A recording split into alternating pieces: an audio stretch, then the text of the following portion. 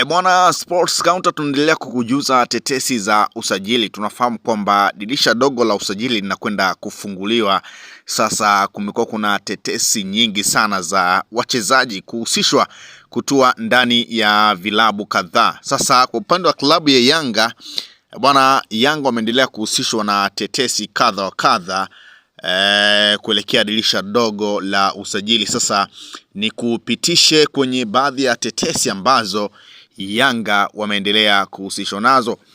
Bwana, Yanga Afrika wamerudi upya, unaambiwa pale CR Belouizdad kupata saini ya mshambuliaji huyo raia wa Afrika Kusini. Bwana, miaka iliyopita Yanga Afrika walitaka kumsajili Kanyisa Mayo, ikashindikana. Sasa wamerudi tena.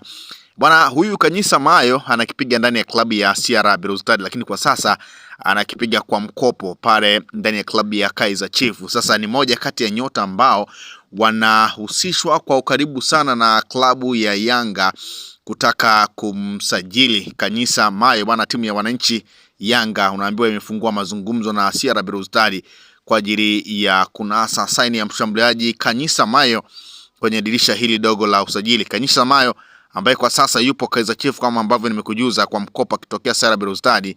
Bwana, habari hii ni kwa mujibu wa vyanzo mbalimbali kuhusiana na Kanyisa Mayo kuhitajika na klabu ya Yanga.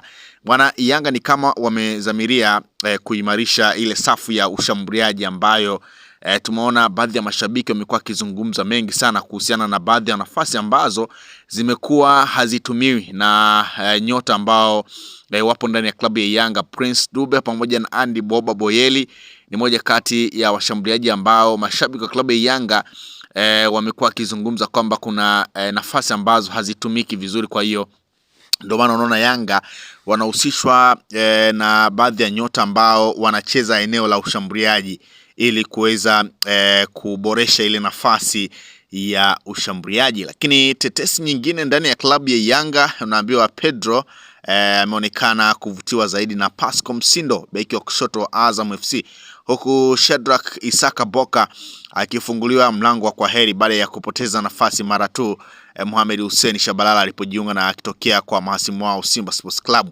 Bwana, maongezi bado yanaendelea na inasemekana kama dili hili litafanikiwa dirisha dogo, basi dirisha kubwa shughuli itakuwa imemalizika. Kwa hiyo Yanga pia wanahusishwa na Pascal Msindo, na si mara ya kwanza pia hata kwenye dirisha kubwa la usajili lililopita Yanga walihusishwa na Pascal Msindo.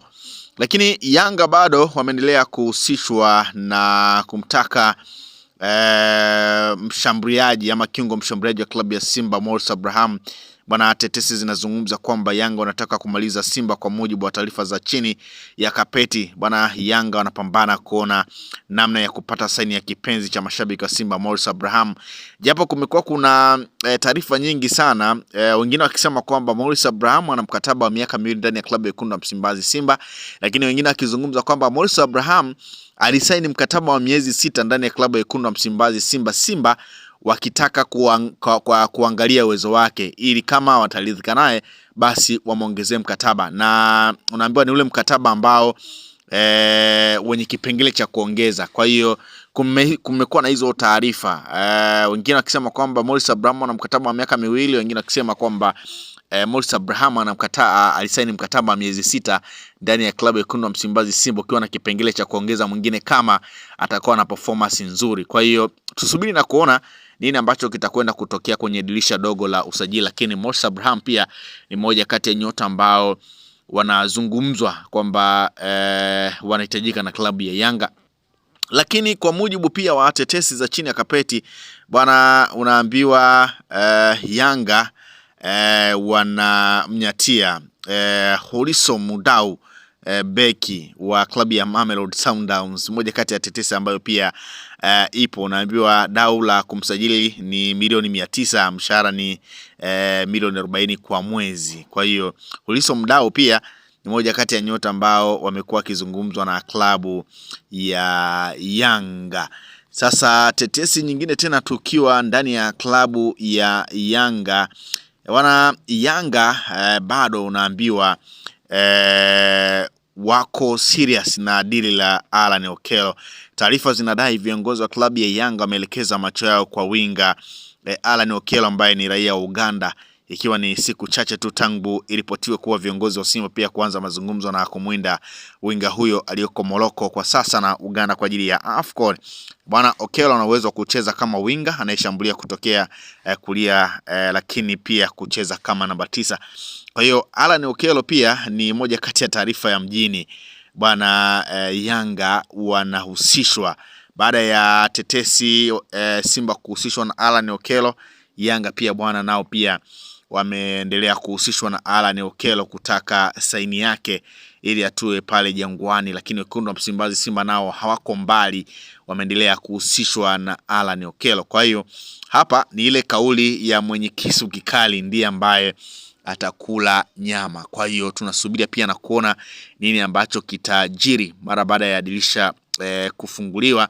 Basi atakayefanikisha dili basi ndiye ambaye ataweza kuinyakua saini ya Alan Okello. Kwa hiyo hizo ni moja kati ya tetesi ambazo zipo na zinaendelea kuzungumzwa kuhusiana na baadhi ya nyota ambao wameendelea kuhusishwa ndani ya klabu ya Yanga, na tunafahamu haya maboresho ambayo Yanga wanataka kuyafanya ama tetesi ambazo zimeendelea kuwahusisha na baadhi ya nyota ni kutaka kukiboresha kikosi chao ili kuweza kufanya vizuri kwenye michuano ya kimataifa ambayo mpaka sasa imesimama kwa ajili ya kupisha michuano ya AFCON ambayo inakwenda kufanyika pale nchini Morocco Desemba 21.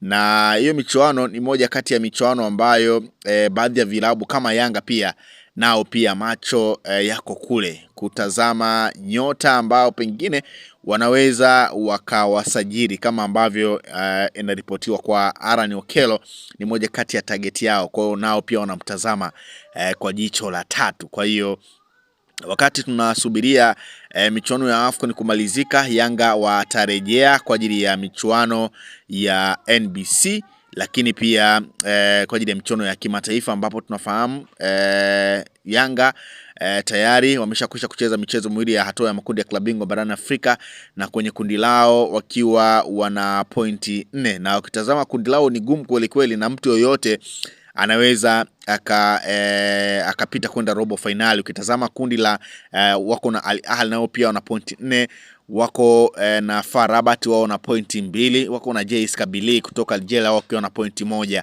Kwa hiyo maboresho lazima afanyike kwenye kikosi ili kuhakikisha kwamba wanatimiza malengo yao ya kutinga hatua ya robo finali na kuingia nusu finali na pengine kucheza finali ya klabu bingwa barani Afrika. Na ndio maana tetesi zimeendelea kuhusisha Yanga na baadhi ya nyota ambao pengine wanaamini watakuja kuwasaidia kwenye michuano hiyo mikubwa ya klabu bingwa barani Afrika, lakini pia kulitetea taji la ligi ya NBC.